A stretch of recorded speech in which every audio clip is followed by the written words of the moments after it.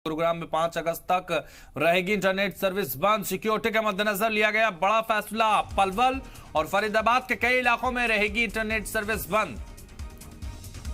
तो सिक्योरिटी के मद्देनजर यह बड़ा फैसला लिया गया है। गुरुग्राम में 5 अगस्त तक रहेगी इंटरनेट सर्विस बंद। पलवल और फरीदाबाद के कई इलाकों में इंटरनेट सर्विस बंद कर दी गई। सिक्योरिटी के मद्देनजर यह बड़ा फैसला लिया गया। 5 अगस्त तक फिलहाल इंटरनेट पर पूरी तरह से रोक। गुरुग्राम में